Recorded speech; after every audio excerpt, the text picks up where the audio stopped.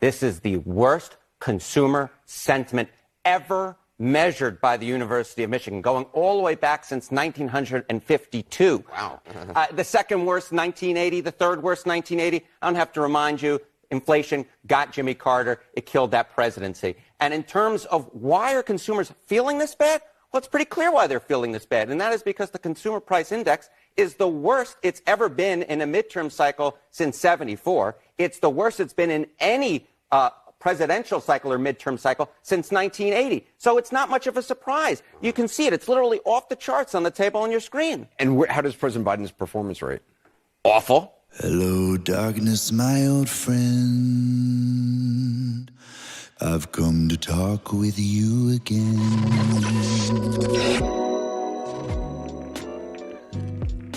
Another on-air red pill suppository delivered directly to CNN by CNN. Check out their pollster, Harry Enten, who says that the GOP is heading for a blowout that will be biblical and the largest election victory for the party this century. And Jake's Tapper's going, are we allowed to say that? Go. If you're a Republican running for re-election or trying to unseat a Democrat, things are looking pretty good, right?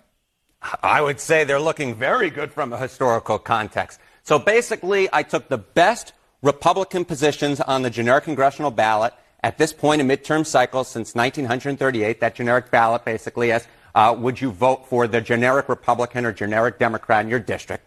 And guess what? Since 1938, the Republican 2-point lead on the generic congressional ballot is the best position for Republicans at this point in any midterm cycle in over 80 years. It beats 2010 when Republicans were up a point. It beats 2014, 2002, 1998 where Democrats led by a point. And in all of those 4 prior examples that make this list of the top 5, look at that. Who won a majority? It was the Republicans who won a majority.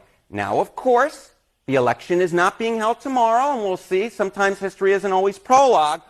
But my estimate for the 2023 House makeup, if the election were held today, which again it isn't, we still have 5 months from tomorrow, would be Republicans 236 seats to 241 seats, Democrats 194 to 199. That's based off of a formula of seat-to-seat race ratings from both the Cook Political Report and Inside Elections.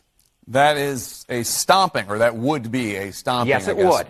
We'll see if it happens. This comes on the heels of Joe Biden hitting all-time low approval numbers. Joe Biden is now slightly lower in approval than ass cancer and polyps that form on the inside of your throat. Joe Biden is the most unwelcome and unliked president in my lifetime. You could actually see that Joe Biden is doing far worse than Donald Trump was in approval. And that's being propped up like Weekend at Bernie's by the corporate press and the DNC and the sycophants and the bootlickers and the ass kissers.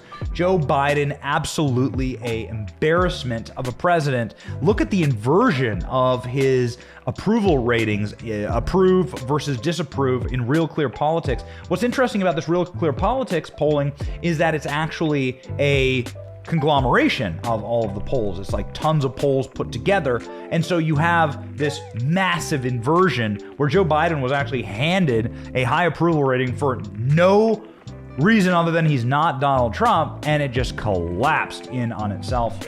So this guy got 81 million votes. Got it. So what you're looking at ultimately here is the collapse of the Democrat Party. You're looking at the end of the Democrat Party because you're not going to recover from this. I am never going to recover from this. This is hurting your brand. Harry Enten says in his analysis that maybe you'll get 240 in the House for Republicans. I think there's no way that it's less than 260. I think that hard blue districts that Joe Biden won are now unsafe seats because of Joe Biden. And it's easy to see exactly why that is. You can just look around the country and look at some of the various red pill moments that have happened on air in corporate media and look at some of the numbers for inflation, look at the way that people are responding to them, and you can clearly see what's happening. What's happening here, and it's a very important term, and something that you gotta use, a term you gotta use, is piercing the veil. What's happening is Democrats have pierced the veil. The veil is people's happiness. This is the fatty, thick covering that keeps Americans warm at night when they know that they're going to be able to afford their groceries, their gasoline, their mortgages. People don't really care about politics as long as things are going well for them. They don't really want to get involved in the January 6th hearing or in the filthy game of politics. They don't care what Paul Pelosi is doing. Like, they don't care because it's easier for them to just watch the game, watch the NFL, crack open a beer. I got my kids to raise, man. Just leave me the hell alone.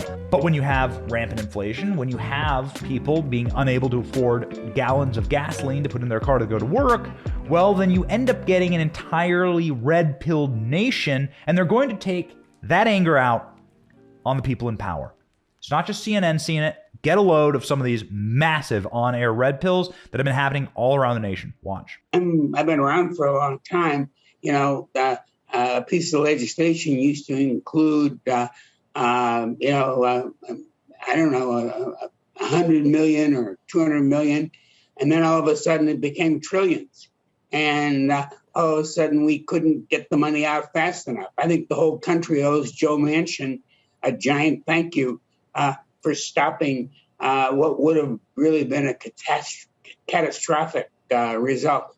You mean in terms of additional spending coming from Washington?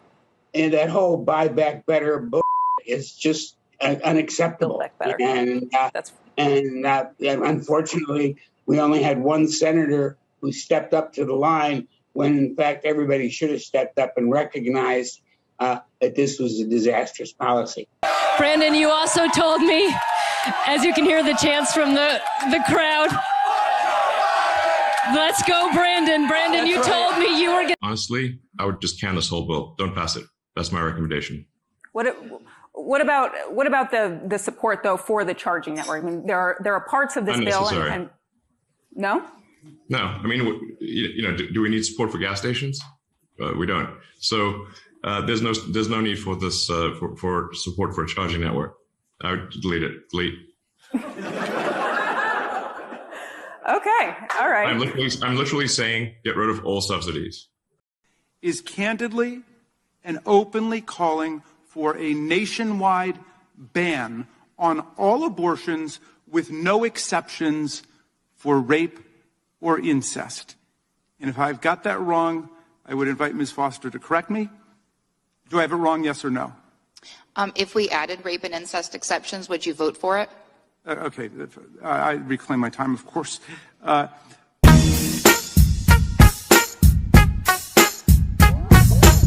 for all of the pool, so it's all of the network. I'm glad that as a journalist, you know how it works. As a journalist, and that's exactly what I want to talk to you about. Because now you can talk to everyone. You know, I did this job for 35 years. 35 years, and I loved being a journalist. Right. But let me share something with you. We have a problem in this country with the news media, because the news media we're not doing our job. You know why? Because maybe we have been infiltrated by an ideology that I don't agree with. Now I am a member of the GOP, but I'm still an American. And shame on the media. You know why? Because we're concentrating and we're trying to look for headlines on what is not important. What's important, that there's a major threat in this country by what I call the socialist or the neo-Marxist. That's the real threat. It pisses me off, it is this double standard that you're talking about between those in power and then there's the rest of us. Trump is aligned with other conservatives, and even though that's not always true, there's plenty of people who spoke out against this. And so now, reminder, don't vote for these people in the midterms because you want to keep the majority. And I think that is a losing message by looking in the past and not looking in the future, because there's things on top of mind for people. There are things like feeding your baby, which I talked about yesterday. There are things on top of mind like people wanting to know if a recession is looming. There are things on top of mind like wondering how to pay for your gas. Thank you so much for watching. Our channel is here for the truth and also to make you smile a little bit in this extreme era of disinformation and misinformation and people trying to control your brain and what happens inside of it. It's so important that we support independent creators like our channel, and we thank you for watching. If you want to check out some more of our videos, we highly encourage that. Please punch the like and subscribe buttons on your screen to support our channel. It's free. And ladies and gentlemen, please make sure that you are following along with independent creators who want to keep this place free. God bless you.